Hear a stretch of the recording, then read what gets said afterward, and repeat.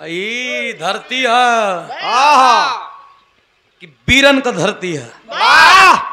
तो कसौटी में कौन कमी आवाए को मेहनत कही दो जाके वाह।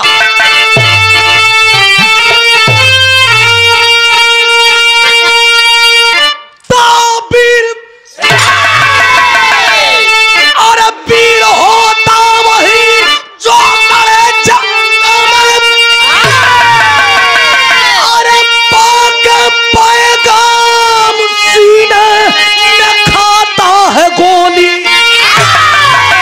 अरे जान पर जान कुर्बान अरे करता बहादुर, अरे जो समर बिची अरे का करे बंद बोली। हम जगे तो भगे साले लंदन गए, अरे फिर हुई चूक क्यों हम अलग हो गए, अरे दोगला पाक माने न करता दोगलपन, अब बहुत हो गए हम सजग हो गए।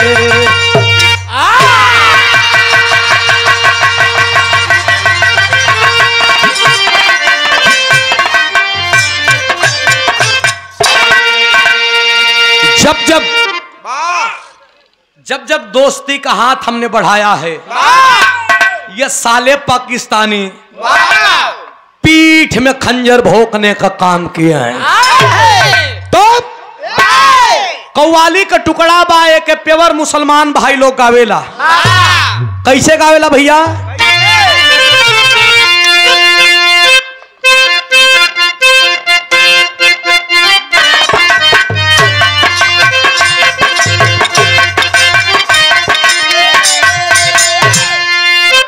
एक एक मुसलमान भाई लोग गावेला। कहाँ गली प्रधान जी?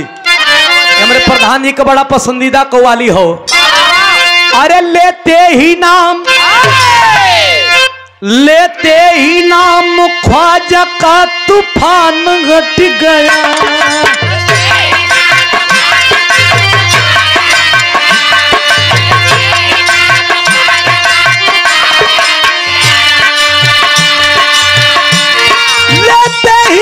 ख्वाजा का तूफान हट गया,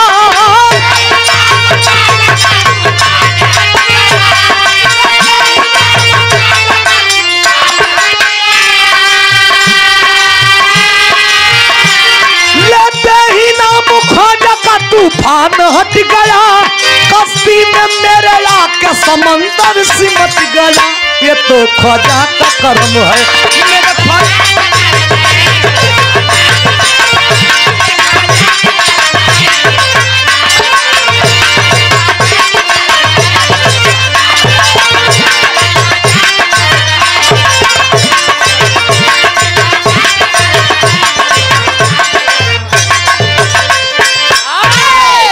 और एक कव्वाली के भाव पे आदरणीय हमारे गुरु तुल्य अभिभावक जी आओ बा पीरन खातिन बारे प्यारे लाल कवि जी के लेखनी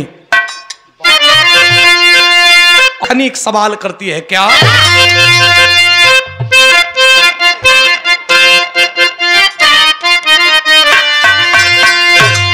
अरे कि चट्टान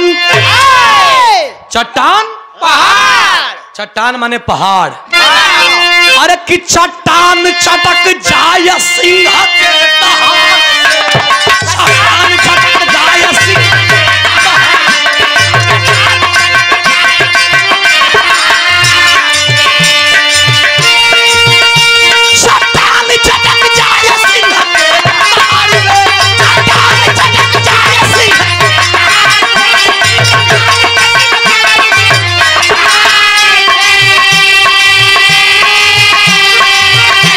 चट्टान चटक जाय सिंह के दहाड़ से बिजली का ताज पाए, पहाड़ के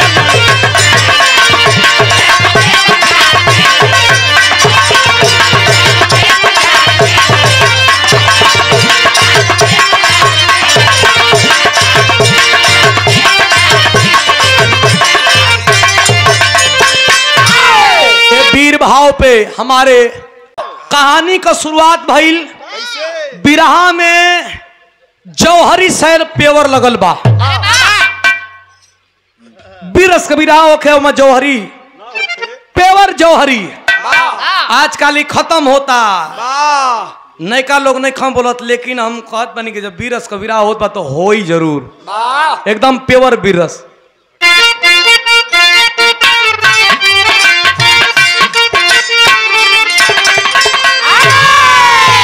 बिरहा में अब जौहरी नहीं खे बोलात, लेकिन जौहरी हम बोला था नहीं कैसे मास्टर। अरे कि हम शेरे,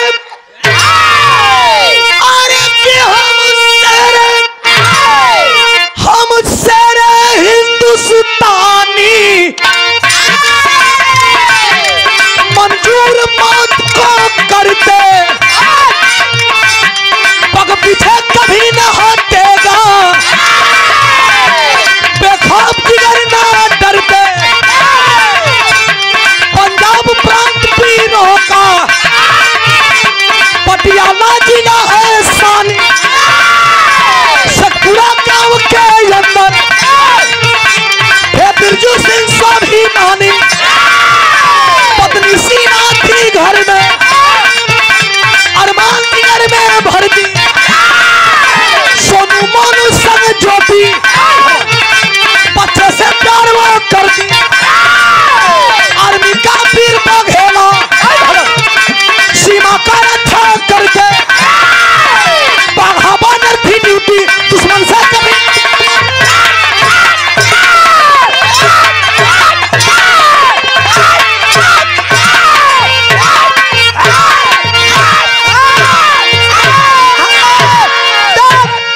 तारी बहन के प्रणाम करो उनको सब।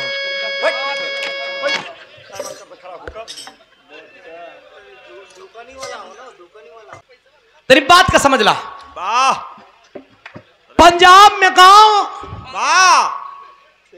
यो शेखपुर एगो गांव बा पंजाब में, और इस शेखपुर का रहे वाला फौजी बिरजू सिंह। फौजी बिरजू सिंह का दो बेटा एक बेटी, बड़ बेटा का नाम सोनू, छोट बेटा का नाम मोनू, एक लड़की जेकर नाम ज्योति कुमारी। फौजी बॉर्डर पर ड्यूटी कर रहा बा।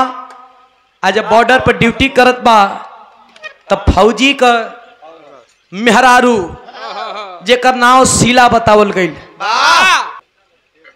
फौजी का मेहरारू अपने पति सैया से फोन लगे लेबे कि घरे अइबा कि नहीं। फोनवा लगा के का कहले बे बिरहा में तरज लगत बा मास्टर।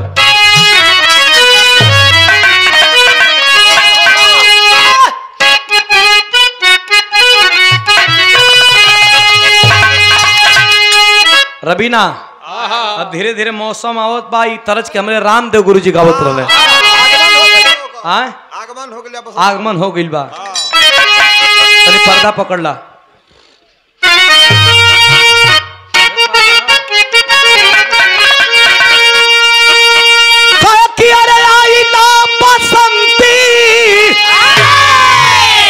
उड़े लगा रती रे मोरी हो मोरी देहिया भइल बा ओ मोरी, इहे देहिया भइल बा पियर हरदी रे मोरी देहिया भइल बा पी।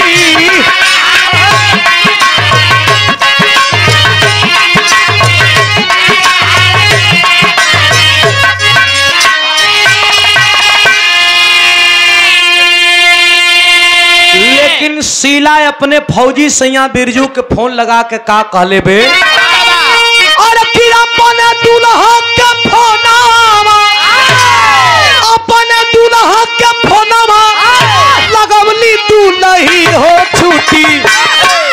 छुट्टी लेके आवा घरवा, बोलवली दूल्ही हो छुट्टी।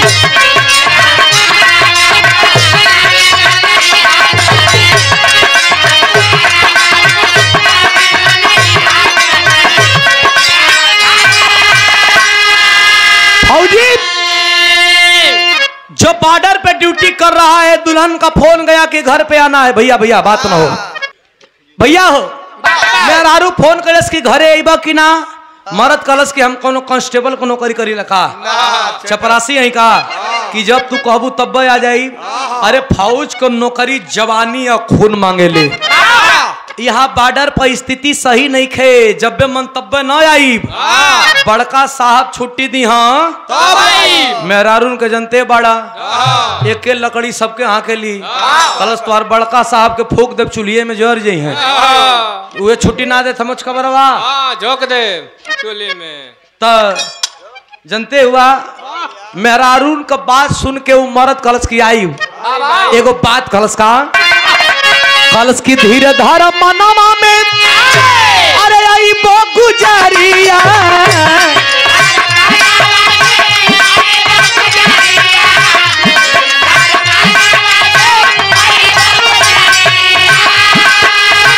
सोनू मोनू कैसन बड़े जो पिकू मरिया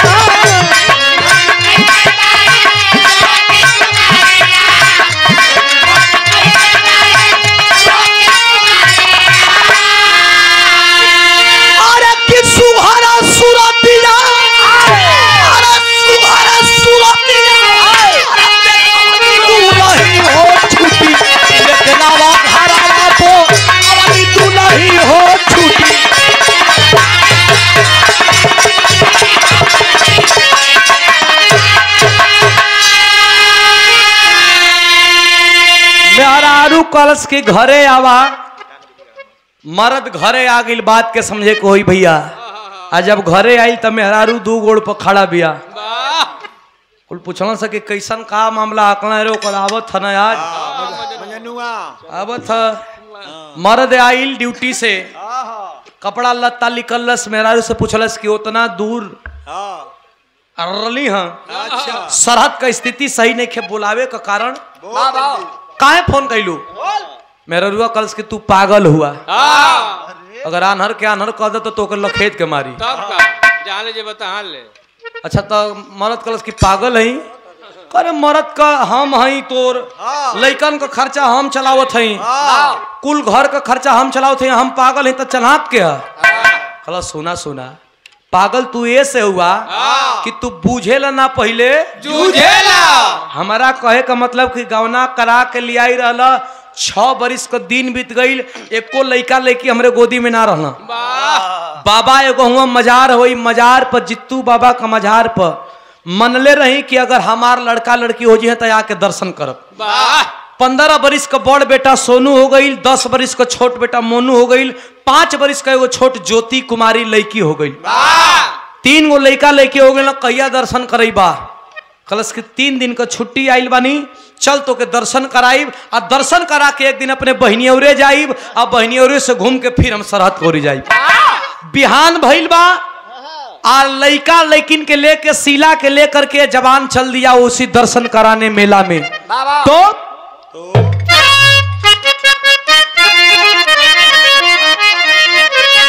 ए भैया विधि का विधान आगे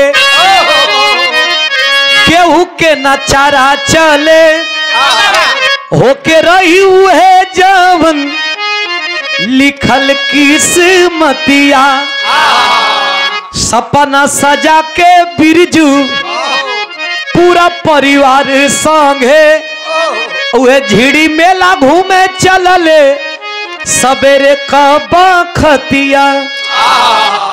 सुबह का बेला है गैला सा दर्शन वर्शन करके लइकन का बुद्धि इतना बड़ा 15 बरिस का बड़का बेटा 10 बरिस का छोटका बेटा 5 बरिस का ज्योति मेलवा में औते दर्शन वर्शन कैला के बाद के पापा पापा बैलून किंदा पापा बैठ गिना किंदा। अच्छा ता जौन चीज पापा सोना फौजी रहबे कैलन कीनत गईलन इ मेहरुआ कलश के कहो खाली लइकने खातिन हो का कुल पैसा लइकन पर खर्चा करत हुआ हमरा के कुछ ना चाहिए का। मर्द फौजी बिरजू सिंह बोला कि तुम्हें क्या चाहिए कलश के तो से कह के मांगब 500 रुपये निकाल करके देता है बिरजू सिंह अपने धर्म पत्नी शीला को कि जाओ मेला में जो पसंद आए वो ले लेना पैसा कम पड़ेगा तो और ले लेना। छोटा बेटा मोनू को एक अंगुली पकड़ाती है और 5 वर्ष की लड़की को गोद में उठा करके कुछ दूर पे जाती है। चबूतरा बना रहा, वही चबूतरवे पर बड़का बेटा सोनू और सिंदूर मांग का सिंदूर फौजी बिरजू सिंह बैठल बड़न की जल्दी आई है। तनी बात कहना समझे कोई। सिंदूर की एक पुड़िया कीनती है, चूड़ी लठी कीन के कुछ दूर से आए अपने फौजी सैया या बड़का बेटा का तरफ पहला कदम बढ़ैलस कि चली अब। तब तक वही मेला में एक घटना घटल। घटना का घटित हुई मास्टर।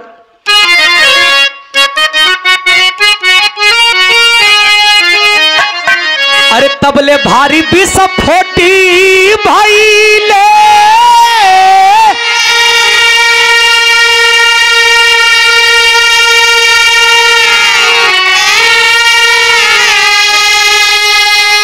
ए भैया केहू के ना पता चलल, ए तो खून से रंगाई गईली धरमी धरतिया।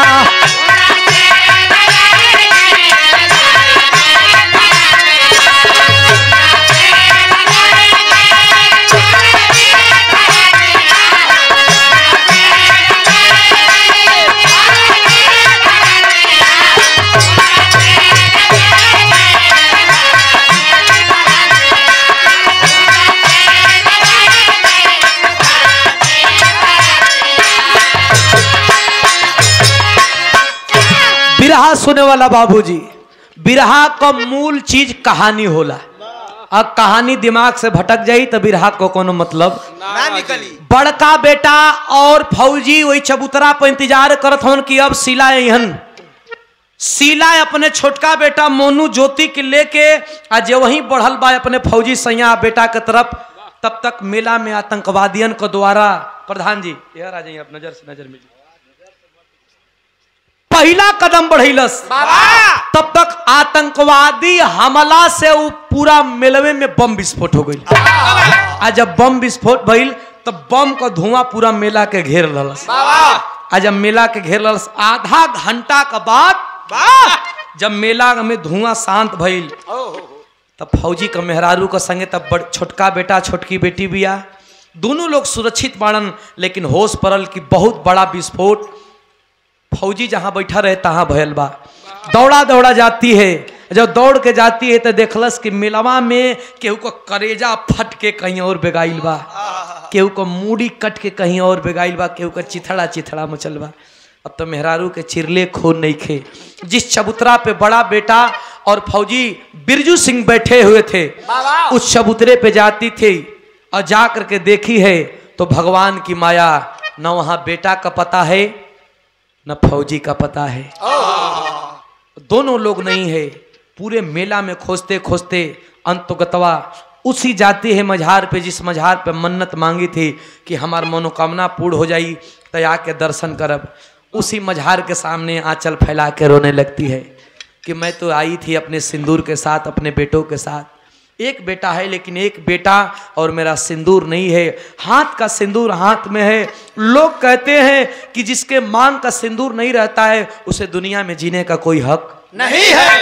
ये हाथ का सिंदूर क्या करेंगे जब लगाने वाला सिंदूर ही नहीं है। आंख में आंसू लेकर के उसी मझार पे रोती है, एक बात कहती है, रो के ही है कहत पे कि मिलावा में से नूरावा, यही मिलावा में से नूरावा मोरे हेराई गइलिए बाबा।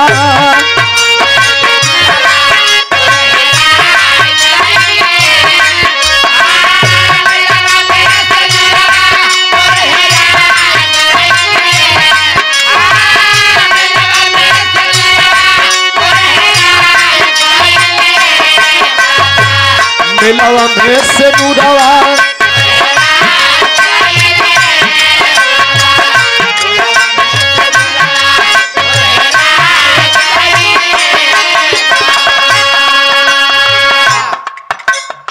आदरणीय प्रधान जी, शेखपुर, जंगीपुर, गाजीपुर, गाजीपुर का नाम आता है तो पूरे भारत में एक तरफ फौजियों की लिस्ट रख दिया जाए और गाजीपुर का सिर्फ गाजीपुर का नाम रख दिया जाए तो पूरे भारत के फौजी एक तरफ और जिला गाजीपुर के फौजी एक तरफ।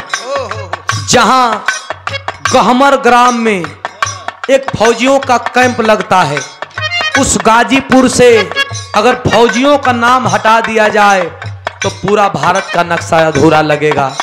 हर एक नौजवान गाजीपुर का तमन्ना लेकर के जाता है सरहद पे। मैं बहुत बहुत धन्यवाद देता हूं आदरणीय प्रधान जी धर्मेंद्र शर्मा जी को। लेकिन वो बहन रो रही है कि मेरा सिंदूर नहीं, मेरा बेटा नहीं, मैं किस मुंह से घर जाऊंगी। रो करके कहती है क्या, रोवेली सीला फाटे दुखवा से छतिया,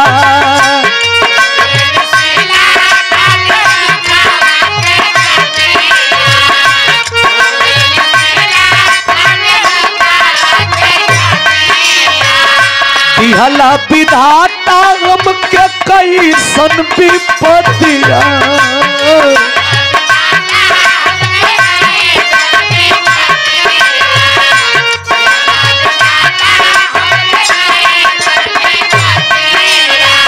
अरे सुख के सगारा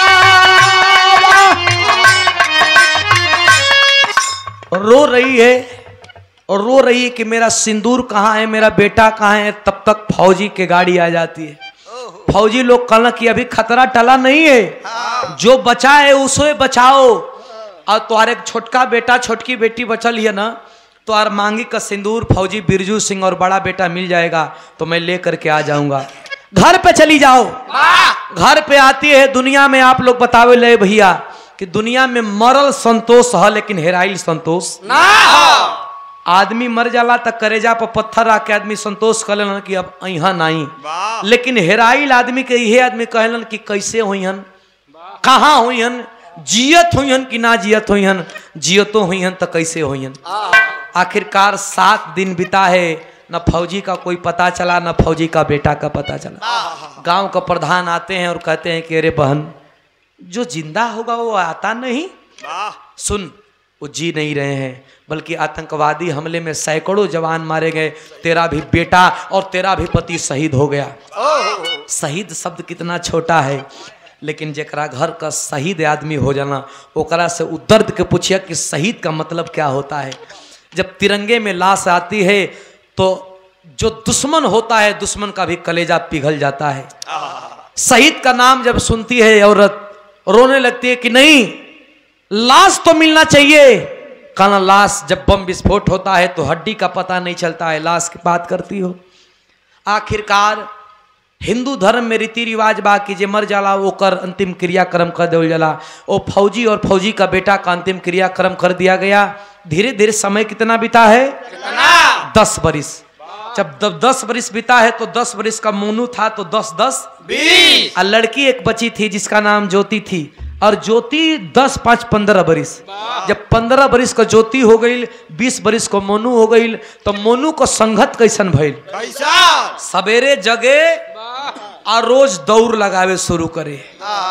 सुनले रहल कि बाबू फौजी रहन तो कहल जाला कि बापे पूत परापत घोड़ा, कुछ नहीं तो थोड़े थोड़ा। अगर बाप पहलवान बा तब बेटा के अंश में कुछ नहीं तो 10% होखे के चाहिए। अगर बाप फौजी बा और बाप चोर बा तो चोरी होके के चाहिए। अरे नहीं यार, जनरेशन बदले के चाहिए। 10% खाली, आए 10% चोर होके के चाहिए। पागल हुआ ए भैया। 10 बरिस के बाद दौड़ लगा रहा है। दौड़ लगा करके बाहर से जब आया तो माँ रो रही है। माई का बुढ़ौती का शरीर बा। माई केहू कुछ बोलना सका तो के माई कलश की ना, ए माई तोर तबीयत तो सही बा। कलश की तबीयत भी सही बा। काहे रोवत बाड़ू? कलश की तोर बाप फौजी रहल, आ तोर बाप फौजी रहल तो 2 भाई रहलो सो तो एक भाई के फौजी बनावे का वादा कैले रहनी। एक भाई तो उसी मेला में मारा गया। बेटा एक तुम बचे हो बुढ़ौती का सहारा, तुझे फौजी नहीं बनाऊंगी। क्यों? क्योंकि तुम मेरे बुढ़ौती का लाठी हो बेटा। इतनी बात सुनलस फौजी कलश के, ओ हो बाप हमार फौजी रहला, हमके फौजी बनावे से रोकत बाड़ू। अरे वो कैसन बेटा हुई जो अपने बाप का सपना ना पूरा करे। आखिरकार दौड़ लगाने लगा, खुली भर्ती आया था उसी जलंधर पंजाब में। और आज ना एग्जाम होके लगल, पहले जे दौड़ निकाल रहे ओकर भर्ती आज तो दौड़ो निकलला के बाद पैसा जब ले ना रही तब ले भर्ती उतना सरकार भ्रष्ट हो गई बा। लेकिन जब दौड़ निकाल करके फौजी हो गया, वर्दी पहन लिया, ट्रेनिंग पूरा करके घर पे आया तो माई का आंख छलछला गई कि जैसे माना कैली वही में तू गईला। हमरे विजय लाल गुरुजी एगो गीत गईले रहलन कि जियत भर जहाज पर न चढ़े भर कमईब आ मरला पर लात के जहाजिए से माने फौजी की जिंदगी ये होती है कि जीते जी जहाज पर चढ़ने भर आदमी नहीं कमा पाता है, लेकिन मरने के बाद लाश जहाज से आती है। हमारे उस्ताद गईले रहलन, लेकिन माँ और बहन विदाई कर रही है। प्योर हमारे गुरुजी विजय लाल का तरज मास्टर बाप।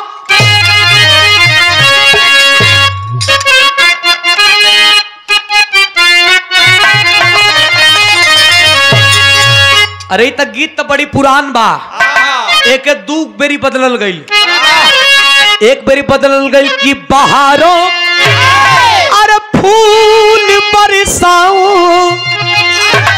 मेरा महबूब आया है। बदलना है कि बुल्लू गुरुजी अरे मेरे संग करी के डमरू से डमक डम डम निकलता है। लेकिन हमारे गुरुजी के जब जवानी चढ़ल तब कैसे गईलन, अरे बियाईस देश पर सबसे, बियाईस देश पर सबसे अधिक बलि गाजीपुर, बियाईस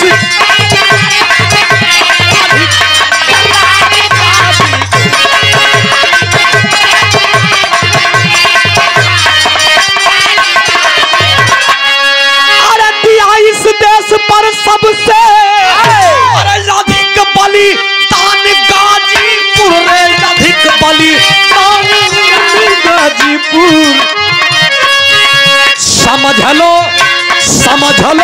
है हमारा याद, समझ लो है हमारा याद।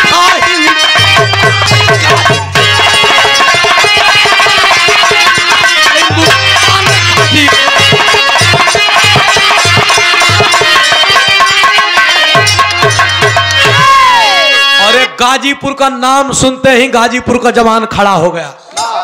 माई बहिन विदाई कर रहल बाड़ी सन। प्रधान जी, हितेश भैया, विनोद भैया, एकदम प्योर वीर रस का भाव हो, एकदम करेजा का खून लगेला बाप। अरे कि चला है, अरे चला है। जवान जब माई को गोड़ धैलस कलस माई आंख में आंसू मत लिए, आंख में आंसू मत लिए, चलत बाड़ीन कैसे। अरे कि चला है, अरे चला है, और सरहद पर चला है, सरहद पर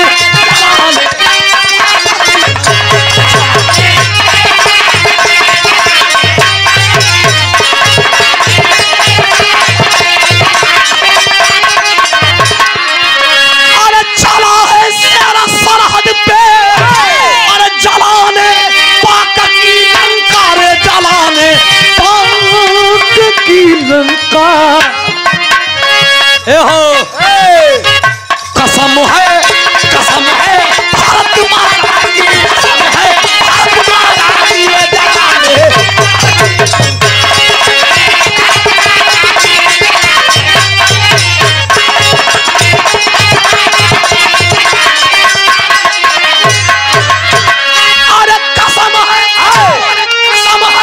भारत माता की रे, जलाकर तुझको छोड़ेंगे रे, जलाकर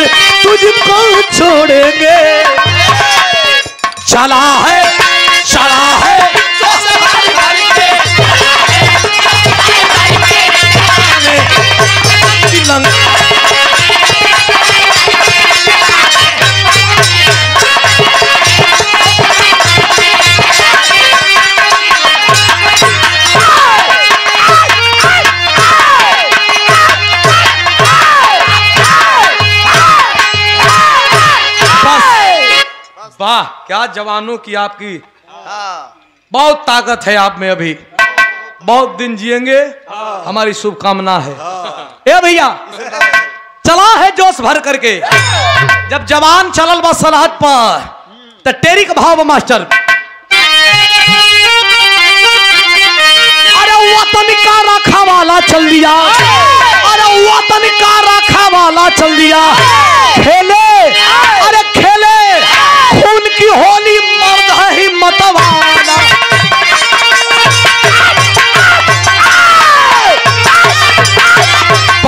बस बस ठाक जी बा, ठाक जी बा, ठाक जी बा, लग जा चचा, मान जा, हम जाना थी कि तुम्हारा जोश एकदम चरम सीमा आसमान पर, चरम सीमा पर, लेकिन बचा के जोश के रखिए। जब हमारे लोगों में इतना जोश है तो जवान सरहद के जवानों की कितना जोश है। अरे परवाह मौत का कर न सका, परवाह मौत का कर न सका, जो जिस्म भरा फौलादी है। सीमा पे रोज हम मरते हैं तो कैसी मिली आजादी है। एक सवाल पढ़े लिखे लोग बैठे हैं, हिंदुस्तान आजादी का अमृत महोत्सव मना रहा है, मना रहे अमृत यानी अमर काल, जो कभी मरने वाला नहीं है। अगर जब कभी मरने वाला आजादी का अमृत महोत्सव मना रहा है, लेकिन चाहे मऊ का जवान हो, चाहे गोरखपुर का जवान हो, चाहे गाजीपुर का जवान हो, चाहे बिहार का जवान हो, पेपर पत्रिका सबके पास है, आए दिन किस जिले का जवान नहीं शहीद होता है। जब जमीन से आसमान तक हम दूरी तय कर सकते हैं, समुंदर में पुल बांध सकते हैं, टेक्नोलॉजी इतना बढ़ गया है कि यहां से लेकर के विदेशों तक देख सकते हैं, तो क्या सीमा सुरक्षा के विषय में हम नहीं सोच सकते हैं? सोच सकते हैं, लेकिन जिस दिन सीमा सुरक्षा सुरक्षित हो गया, जवानों की लाश घर आनी बंद हो गई, जवान मराना बंद हो गए, उस दिन नेताओं की रोटी सेकना बंद हो जाएगी, बंद हो जाएगी। जवान सुरक्षित हो सकते हैं, लेकिन कब?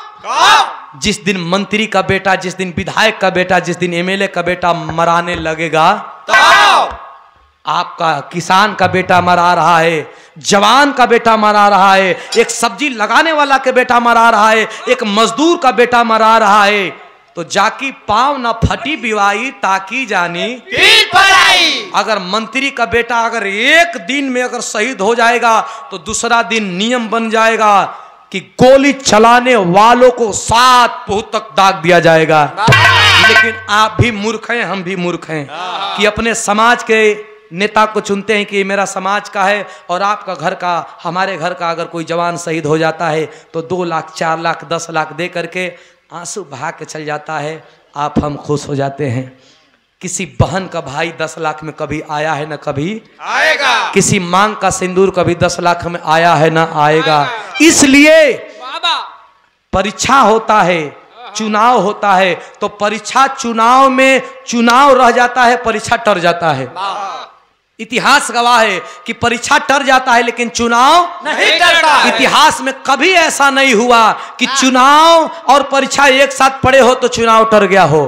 उन लोगों का काम समय पे होना है, लेकिन जो देश का भविष्य है उसका काम समय पे नहीं होगा। ये हमारी देश की सबसे बड़ी विडंबना है।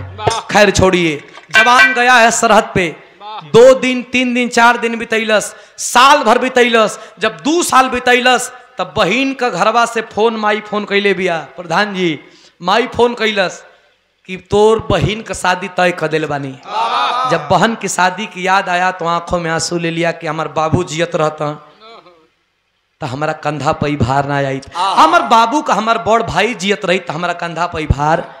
लेकिन कोई बात नहीं माँ, जितना पैसा चाहिए बहन की डोली में अपने कंधे पे उठाऊंगा, लगा दे। छुट्टी ले लिया, बहन की शादी का डेट भी पड़ गया, कल घर जाना है, कल बहन की शादी है, आज आखिरी ड्यूटी है, रात्रि ड्यूटी, नाइट ड्यूटी, 10 बजे रात से 4 बजे भोर तक की ड्यूटी है। ड्यूटी पे अकेले जवान खड़ा है, 1 बजा 2 बजा 3 बजा, मन में सोचता है कि आज कोनो गोलीबारी न होके कल बहनिया का बियाह बा, घरे जाए के बा। लेकिन जब वही 4 बजने वाला होता है, पाकिस्तान की तरफ से कुछ टॉर्च बरता है। जब टॉर्च बरल तो कलस हो, एक तरफ बहन का बियाह, एक तरफ लगत बाकी दुश्मन मानेगा, लेकिन हिंदुस्तानी जवान का जज्बा था कि हम डांड पर खड़ा रही कि वो हमारे खेत चरा दे। ई तो बहिन का विदाई तो गांव घर को लोगों का दे, लेकिन सरहद में अगर एक बेर दुश्मन हो जाए तो कई हजार सैनिक मारे जाएंगे। रात को खड़ा है, उस रात की बेला है, 4 बजे भोर की बेला है, अकेले जवान खड़ा है और एक तरफ लाइट बरत बा, बुतात बा, का करी, गोली चलाई कि ना चलाई, वो समय का बात लिखल गई बा।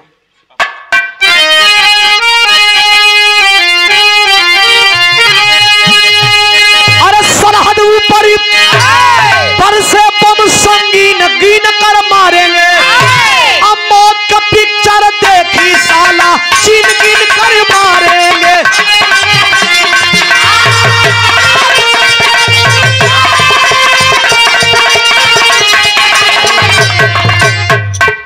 मौत का पिक्चर, एक तरफ जवान खड़ा है और एक तरफ आतंकवादी लोग आ रहे हैं। तो आतंकवादी में से जब टॉर्च बड़ा है, आजा भैया,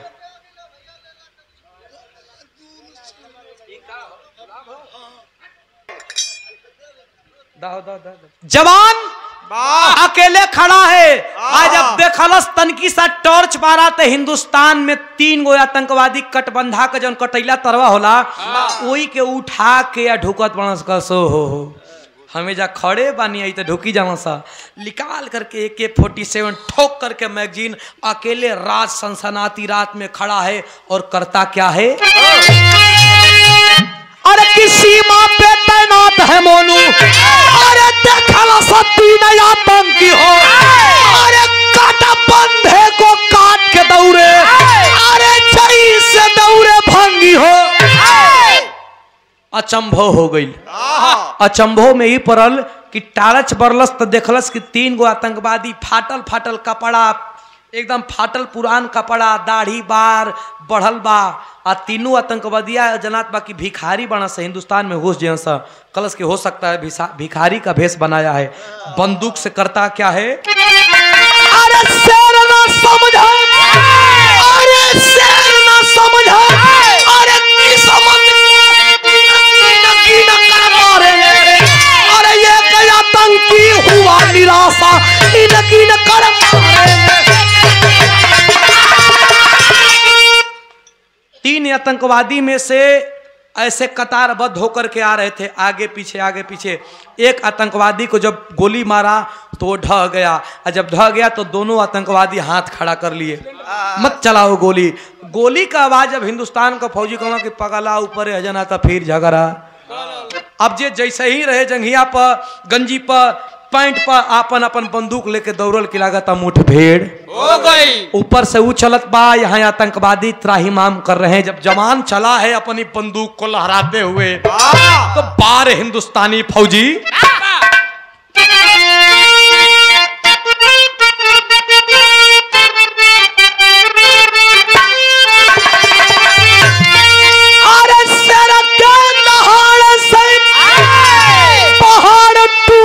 जाला भैया,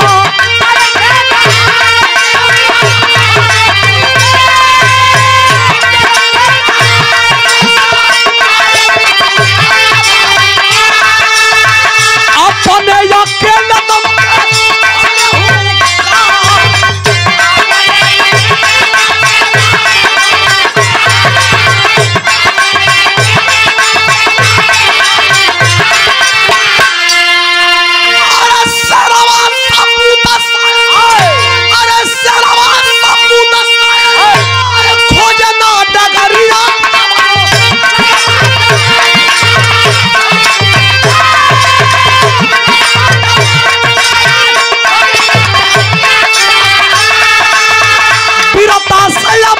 अकेले हिंदुस्तान।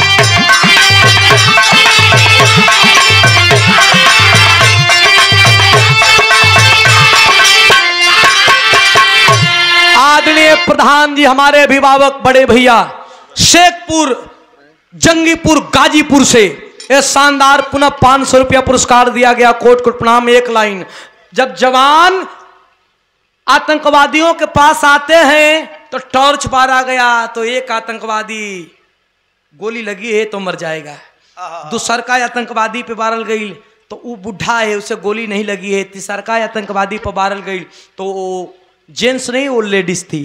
हिंदुस्तान के जवान कहने लगे कि अरे साले पाकिस्तान से हिंदुस्तान में आते थे लड़ने के लिए तो कम से कम मर्दों की तरह तो आओ, लेडीजों को लेकर के आ रहे हो लड़ने के लिए? कौन हो, कौन हो, कहां से आ रहे हो, मंसूबा क्या है? आतंकवादी बोला कि गोली मत चलाना, मैं पाकिस्तान से कहां से आ रहा हूं और कहां जाने वाला था ये बता रहा है। क्या बता है मास्टर?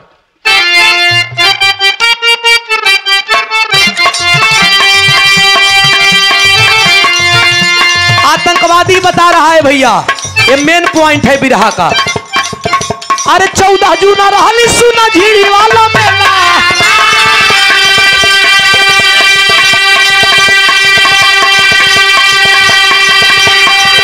अरे घूमत रहनी संगे लेके पूरा परिवार,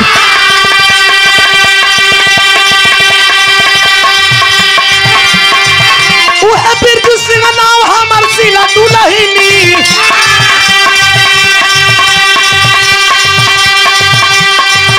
अरे सोनू अजोटी मोनू गोदी के दुलार।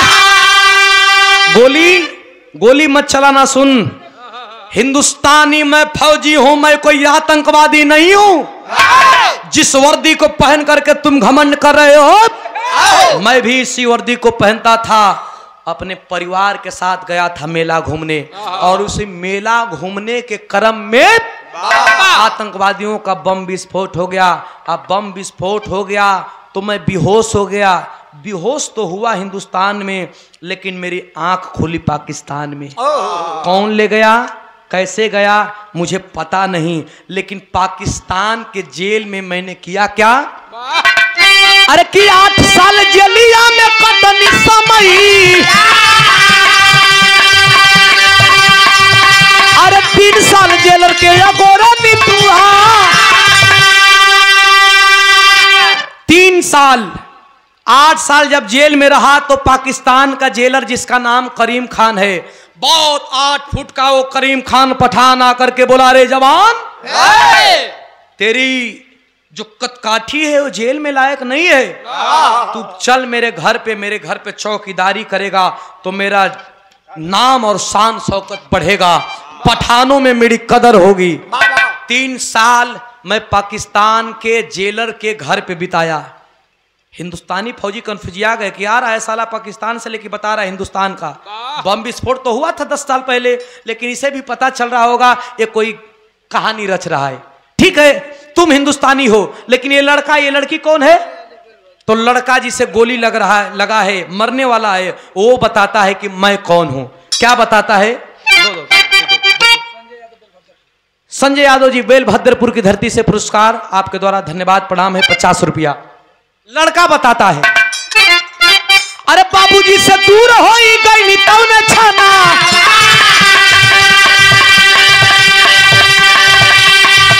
अरे भोजन बनौनी हो या पंकित के मझार,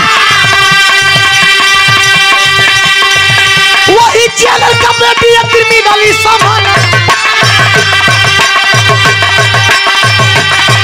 अरे जेलर का बेटी क्रिमिनली समान,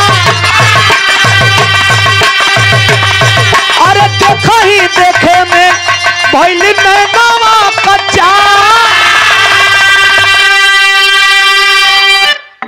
लड़का बताता है कि मैं तो गोली लगा है मुझे, मैं मर जाऊंगा, लेकिन ये लड़की कौन है, मैं कौन हूं बता रहा हूं।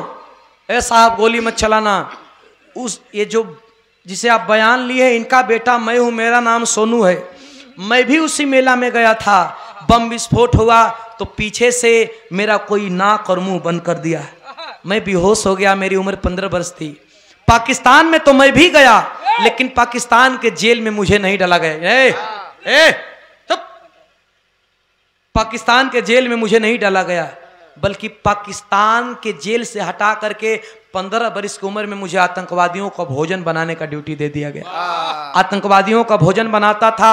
10 वर्ष जब भोजन बनाया तो विश्वास जीत लिया। रोज अब अकेले सब्जी का थैला लेकर के जाने लगा। जब सब्जी का थैला लेकर के जाने लगा सब्जी मंडी में, इस लड़की को कह रहे हो कि तुम कौन हो, तो इसी लड़की से मुलाकात हुआ, नैनाचार हुआ। प्यार हुआ, ये घर पे लेके आई, इसका नाम हिना है और ये कोई और नहीं बल्कि उसी जेलर करीम खान की बेटी है जहां मेरा बाप दरवानी करता था। अपने पापा को पहचान लिया, पाकिस्तान से हिंदुस्तान तक आया अपनी माँ से मिलने के लिए, अपने भाई से मिलने के लिए, लेकिन भगवान को ये मंजूर नहीं हुआ। गोली लग गई, इधर गोली मारने वाला मोनू के हाथों से हथियार छूट गया। भैया अरे तेरा सपना पूरा करने के लिए, बाप का सपना पूरा करने के लिए मैं सरहद पे आया और अपने हाथों से अपने भाई को गोली मार दिया। बहुत कष्ट है भाई। इतनी बात जब भाई सुना कि तुम कौन हो, बोला मैं कोई और नहीं बल्कि उसी मेला में कभी छड़ा कर तुम्हारा भाई मोनू हूं। कलेजा से लग करके दोनों भाई रोने लगे। सोनू बोला कि मैं तो मर जाऊंगा, लेकिन एक काम, ये लड़की पाकिस्तान से हिंदुस्तान आ गई, हिंदुस्तान किसके सहारे रहेगी? पाकिस्तान जाएगी तो मारी भी जाएगी। शादी कर ले इससे, और मुझे कुछ चाहिए नहीं। मोनू से शादी करा करके सोनू इस दुनिया को छोड़ करके चला जाता है। लिपट करके रोने लगे। रोते रोते रोते रोते समय बीत गया। सुबह हुआ, पोस्टमार्टम रिपोर्ट निकला। एक दिन के बाद जब लाश घर पे जाती है, तो लाश जब घर पे गई तो लाश को गांव के बाहर रखवा दिया मोनू। नहीं, मेरी बहन की शादी है और बहन की शादी में अगर लाश जाएगा तो माँ मेरी रोती रोती पागल हो जाएगी। बाहर लाश रखवा करके उसी वर्दी में जाता है। बहन जोड़े में बैठी हुई, हाथ में मेहंदी सजा करके।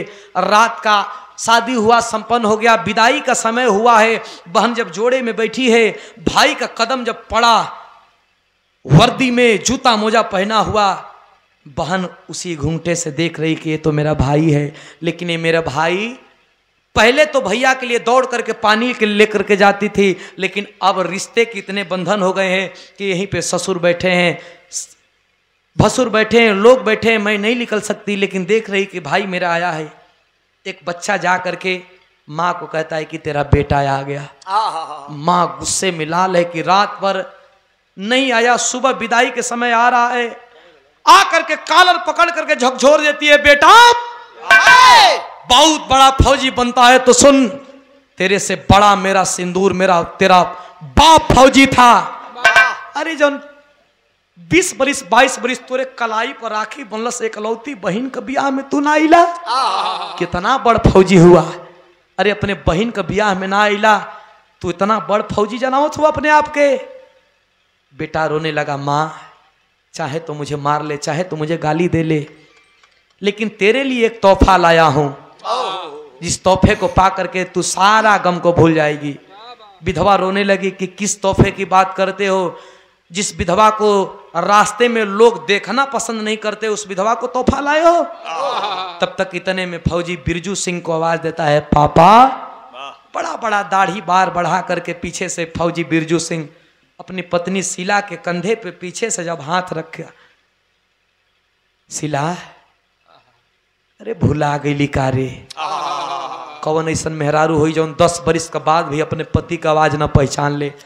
लिपट के झरझर झरझर रोने लगी कि जब इतना ही तो कि हम बुरा लगत रही तो कह दिल रहता, कहीं अपन जिंदगी बिता ले रहती, लेकिन 10 बरिस विधवा कताना ऐसा काहे कैला। ठीक बा, आ गईला तो जौन लड़की के छोड़ के गए रहा, वो लड़की का बियाह कर दिल, एक बेटा के फौजी बना दिले हैं। तोहरा संगवे ना हमार बड़को बेटवा गई रहल सोनुआ, कहाँ बा? आंखों में आंसू भर के फौजी बोलने लगा, आया तो वो भी है लेकिन तेरे से मिलना नहीं चाहता, नहीं मिलेगा तेरे से। कहाँ है बताइए? गांव का बाहर है। अरे जैसे खूंटा तोड़ के गैया बछरुआ के पिछवा दौड़ेलन, वैसे माई अपने लाल के पीछे दौड़ल बा। दौड़ के गई, देखलस कि लाश ई केकर लाश बा, कलस के तो ही चिन्हा केकर लाश बा।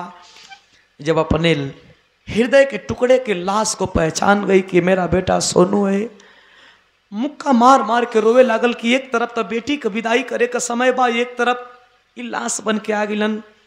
10 बरिस का बादो अइला बेटा त लाश बन के। ई पगली से कौन ऐसा गलती हो गई कि तू लाश बन के अइला?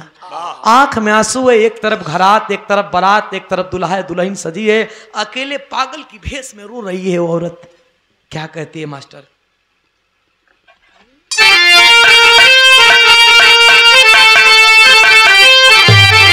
अरे कि रोवे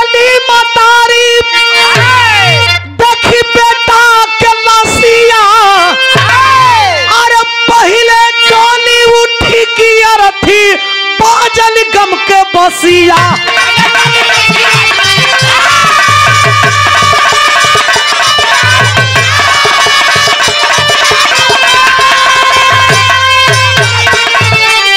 पहले डोली उठी कि हम रोवत नहीं थी, मोनू आके समझाना लगा माँ रोना मत, नहीं तो तुम पागल हो जाएगी। एक तो पहले ही तेरा आंख का आंसू खत्म हो गया, माँ मत रोना। माँ कहती है रोने के लिए तो मैं नहीं रोऊंगी, लेकिन बता कि तेरी बहन की एक तरफ विदाई करना है और तेरा भाई भी मुर्दा बन के आ गया, किसकी विदाई करूंगी? अपने बेटे के चेहरे को देख करके रो रही है माँ। एक माँ का हृदय कैसा होता है, अगर जियते माई का सामने एक जवान बेटा का लाश पड़ जा तो माई के हृदय पर का बीती हो बाबू, का बतावे। ये तना दिन कहा रहला, लाश है लेकिन लाश से ही बात कर रही है। माँ तो माँ है, माँ का ममता ऐसा होता है कि माँ अपने बच्चे को दुख में देखती है तो माँ रोने लगती है, लेकिन माँ कहती है ये तना दिन कहा रहला, हीरा वहाँ मार हो, अरे कमर कमी भइल हम के गइला बिसार हो।